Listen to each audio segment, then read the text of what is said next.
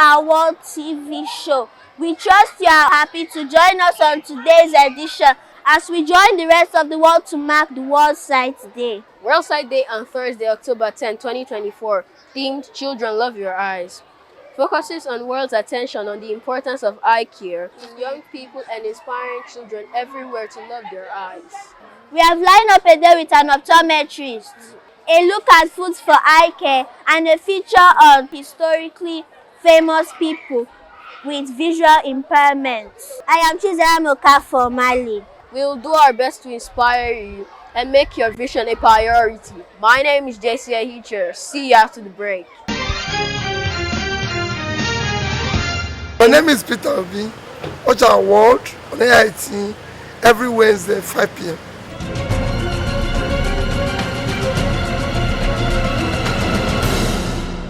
Blindness is the condition of lacking visual perception due to psychological or neurological factors. Experts say complete blindness is the total lack of form and light perception and is clinically recorded as no light perception or NPL.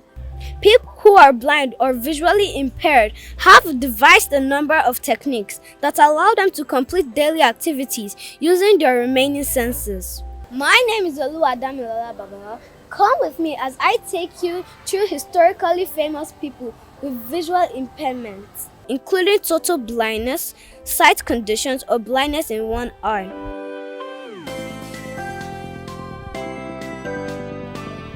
Louis Braille was born on January 4th, 1809. As a young boy, he was blinded in an accident at his father's wood shop. He later became an inventor and the designer of Braille writing, which enables people who are blind to read by filling a series of organized bumps or representing letters. This concept was beneficial to all blind people from around the world, and it's still commonly used today.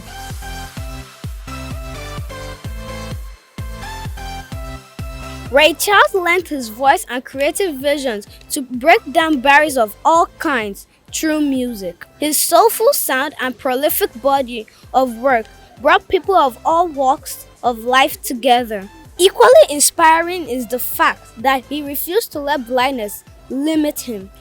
Instead, he overcame his disability and, in doing so, inspired the world.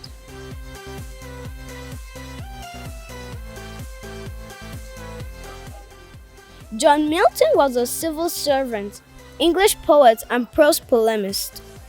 Milton was well known through his epic poem, Paradise Lost, and also for his radical views on Republican religion. He never was well adjusted in school, and once he got expelled for having a fistfight with his tutor. Eventually, he began to write poetry in English, Latin, and Italian. John Milton became blind at the age of 43 in 1651 and has written books containing quotes of how the experience sometimes made him miserable. Stevie Wonder is an American singer-songwriter, multi-instrumentalist, and record producer. Blind from infancy, Wonder signed with Motown Records as a pre-adolescent at the age of 12 and continues to perform and record for the label to this day.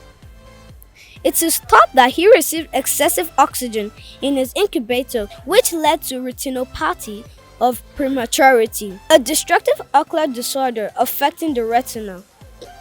A prominent figure in popular music during the latter half of the 20th century, Wonder has recorded more than 30 US top 10 hits and won 22 Grammy Awards, the most ever won by a solo artist, as well as Lifetime Achievement Award. Franklin, sometimes better known as FDR, was the 32nd President of the United States of America and played a big role during World War II. Roosevelt eventually aided the poor and unemployed of America and restored order at various times during his presidency. Elected to 4 terms in office, he served from 1933 to 1945 and it is only US presidents that have to serve more than 2 terms, mostly because of his help in the recovery of the economy. It has been said that Roosevelt has several disabilities, including visual impairment. Cobams Asukwo is a singer and songwriter. Born blind, Asukwo took interest in music at a very young age, teaching himself to play the piano and joining his school at church bands. It was at the age of 19 that he produced his first hit song, which kick-started his professional music career. His first single, Ordinary People, was released on January 1st, 2014. He stands out in the music scene not only for his immense talent but also for overcoming obstacles. Our word continues, stay with us.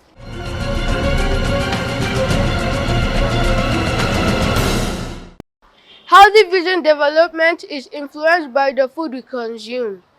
Hi there, my name is Chimere Obendu. I am here to take you through the following tips and foods that may help ensure healthy eyes. Many fish are rich resources of omega-3 fatty acids, nuts and legumes, seeds, citrus fruits, leafy green vegetables, carrots, sweet potatoes, beef, eggs and water.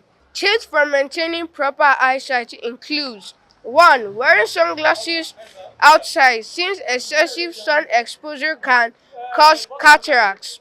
Washing hands regularly and avoid eye rubbing. Schedule regular eye exams and know your family history. Limit screen time. Also protect your eyes from computer-related eye strain by looking away every 20 minutes. At some time 20 feet away for 20 seconds. Wear protective eyewear for sports. And that's all for now. We'll learn more during our time out with an eye doctor. Stay with us.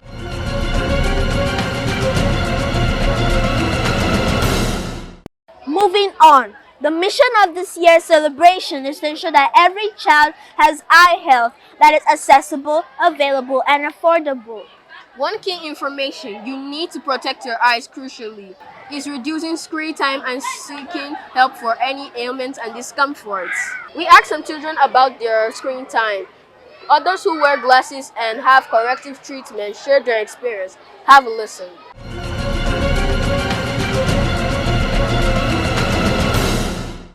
I spend fewer times on the screen to promote good eyesight. I take in good and nutritious meal all the time as I intend to sustain and promote good eyesight. I always feel good and beautiful when using my glasses. I don't feel discriminated while using my glasses.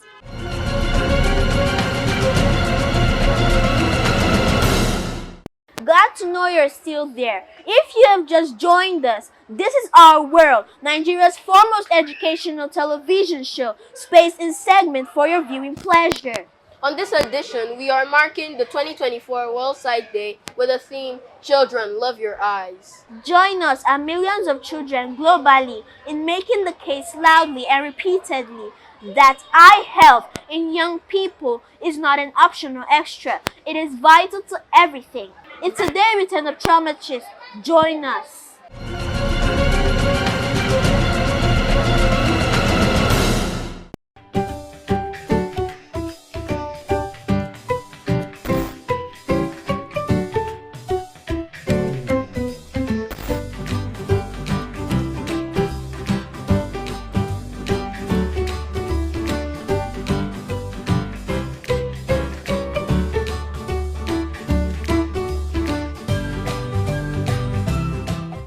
Experts have emphasized the need for every child in Nigeria to get vaccinated against the common childhood illness to prevent death and lasting disability. On this segment, we speak to an expert on optometrist and a lover of children. Many thanks for having us here, sir. Can you tell me about your childhood?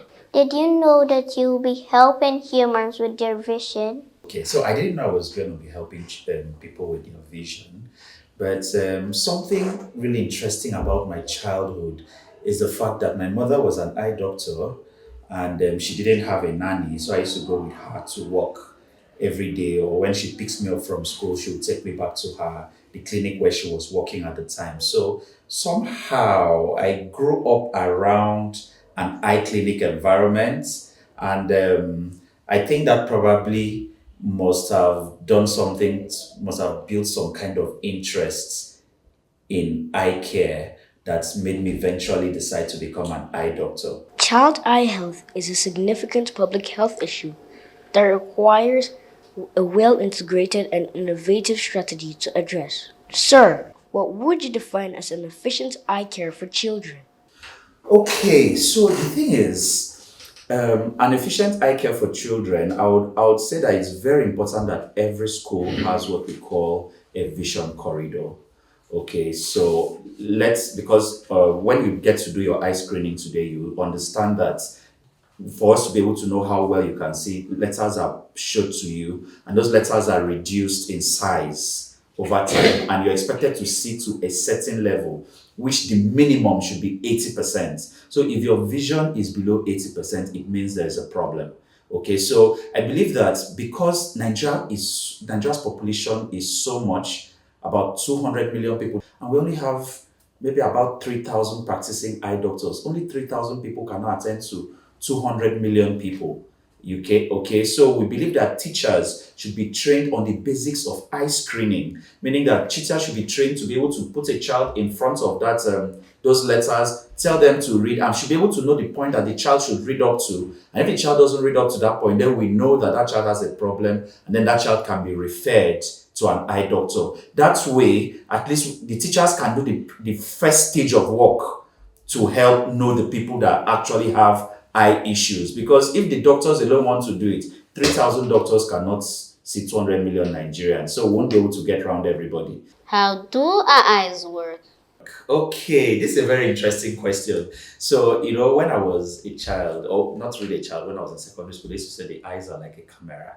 And I never understood that concept of how the eyes are like a camera. But these days I understand it very well because it's basically what I do every day. So what the eyes simply do, the work of the eyes is simply to capture images. You're seeing a table here, it's captured by your eye. You can see all these glasses, it's captured by your eyes, okay? So once the image is captured, the eye cannot interpret what it is seeing on its own. The eye cannot tell if it's seeing a human being, if it's seeing a boy, if it's seeing a girl, if it's seeing red, if it's seeing blue. It just captures the image. But that image must be transmitted to the brain through something called the nerve. So while the eye is very important to capture images, the nerve is also very important to transmit the image, and then the brain is also very important to interpret what you see. So three of them work together, and they cannot be separated from each other. When I feel something in my eyes, is it okay to rub before getting help? Oh, rubbing your eyes is an absolute no-no. Can you say an absolute no-no? An absolute no-no. Rubbing your eyes is an absolute no-no, and I'll tell you why. If you rub your eyes, if there's something in your eye and you rub it, that thing could end up damaging your eyes more. The more you rub, the more it damages the eyes, okay? And I've seen people that from rubbing the eyes, the object that was in the eye now pierces deep into the eyes, that we now even need to do a surgery to remove it. Do you understand? So whenever you feel something in your eyes, the first thing you do is you pour clean water, very clean water, through the eyes. Just allow clean water to pass through the eyes. If you still feel that thing after pouring clean water through your eyes, you must see your eye doctor immediately. Don't do any other thing. Don't touch, don't rub. Sir, kindly take us through this year's theme titled Children Love Your Eyes. What should Nigerian children learn from it, and what should our policymakers prioritize? Okay, so this theme, Children Love Your Eyes, it's really about putting the spotlight on children so that we know if there's any problem and if you are ready for learning. We've seen a lot of children who don't do well in school just because they don't see very well. I've had patients that were not doing very well in school, and then when when we got to test them, we saw they had eye defects. By the time their eye defects were corrected, they started doing very well academically. So it was just because they were not seeing very well enough to study well enough to do well. You understand? So this year's theme is really about putting the spotlight on children to say that children need to have their eyes examined. Okay, and I'm happy that you guys are already taking that spotlight. You are getting to know this, and you're also going to spread the news to your classmates, won't you? Yes. You spread it you tell your classmates if they've not had their eyes examined, they should do that, right? And I would like to advocate that our policymakers actually, policymakers I had mentioned earlier about the vision, having a vision corridor in schools. It's something they should do. They should include in policy that every school should have what we call a visual acuity chart. Let children be screened at least at a very basic level with a visual acuity chart, so that whoever it is that has an eye issue can be referred to see an eye doctor. If I wear glasses, will my children eventually have to wear them too? Oh, that's a very interesting question. So I'll say your father is dark. Is your father dark or fair? He's dark. He's dark, and you are dark. So because your father is dark, there's a high chance that you are also dark, right? So the truth is, if you wear glasses, there's also a high chance that your children would wear glasses too, because it's all genetics. You know what genetics is? It means that however you look how you look and how you are will be passed on to your children.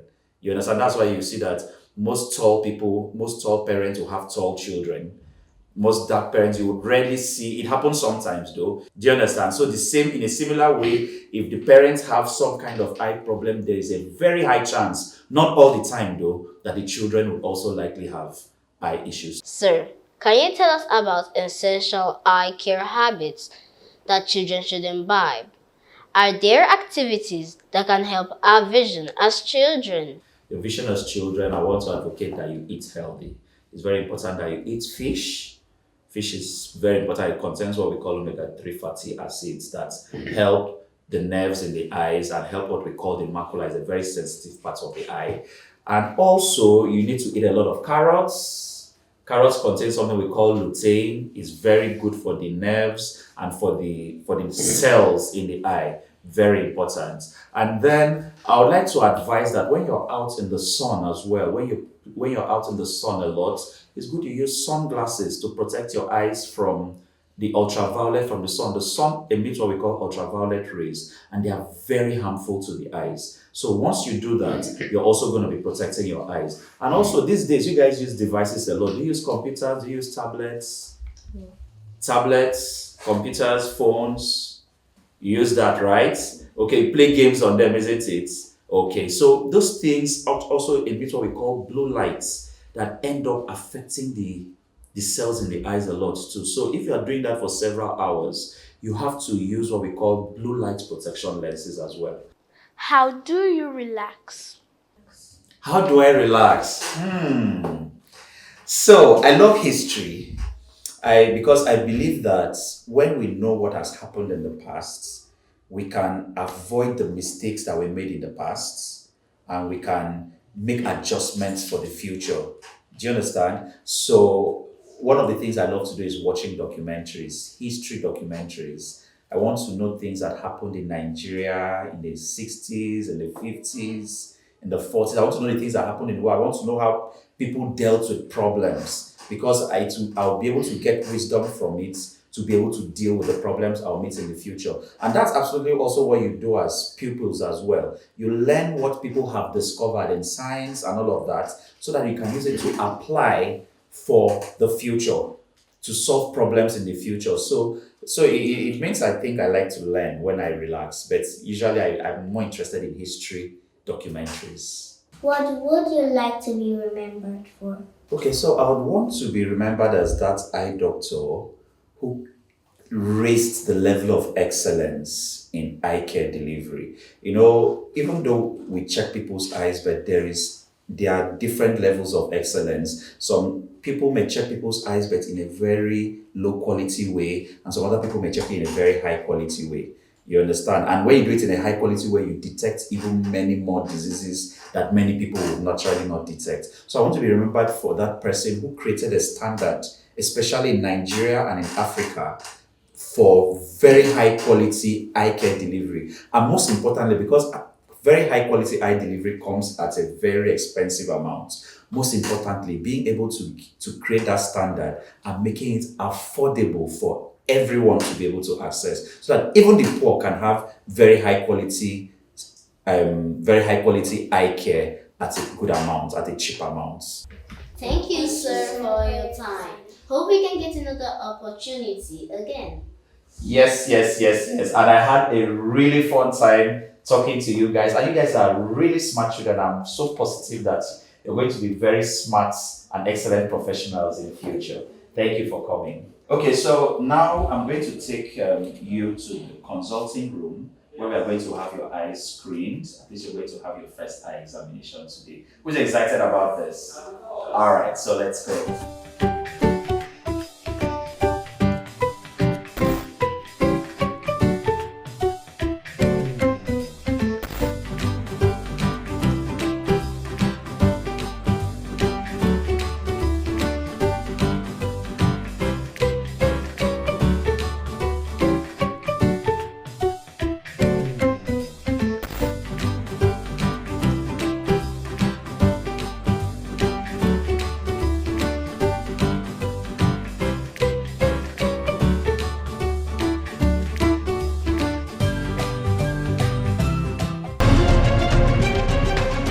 My name is Namori Ejenyoya, General Manager, Network Operations, Africa Independent Television, EIT. Watch Our World every Wednesday on this station at 5 p.m.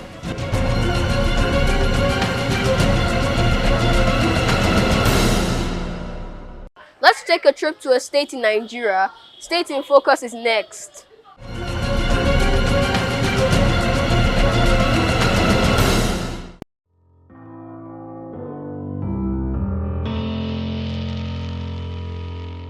Hello everyone, I am Osaogina Imonike and welcome to State in Focus. Today we're focusing on Anambra State and Agulu Lake in particular. Anambra State is located in the southeastern region of the country. It has over 11 million residents, formed in 1976 from the East Central States. The state is named after Omambala River, a river that runs through the state. Anambra State has over 60% of its people living in urban areas. Agulu Lake is a well-known tourist destination with a large population of crocodiles and water turtles.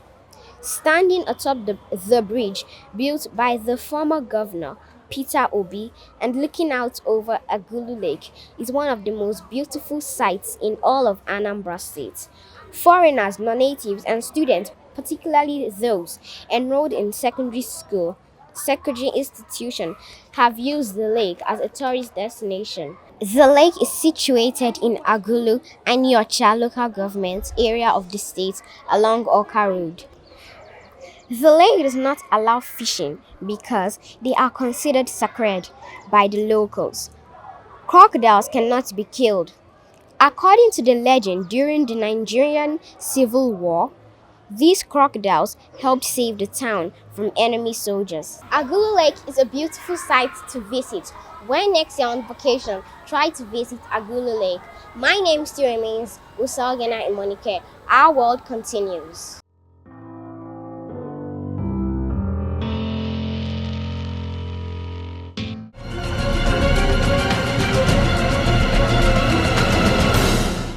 Hello, my name is Jason Wade. Welcome to the quiz segment. Last week we asked, identify the picture on TV. The answer is Honorable Femi Gbajabiamila, former speaker, now Chief of Staff to the President. The correct answer came from Giwa Yasin, who lives in Lagos State, and Esther Tukwo, who lives in Katsina State, also got the answer correctly.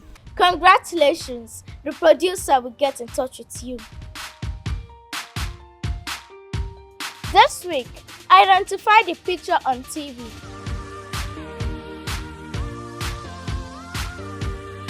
As always, text your answer stating your full name, age, and location to the producer award on 003 300 1548. Your time starts now.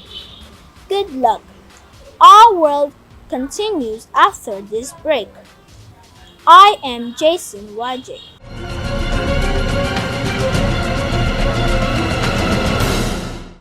That's all we have on this edition. We hope you enjoy every segment of the show. Don't forget to follow us on our social media handles. Like and share. My name is JC Ayicha. Many thanks for your time. I am Chizera Milka for Mali. See you soon.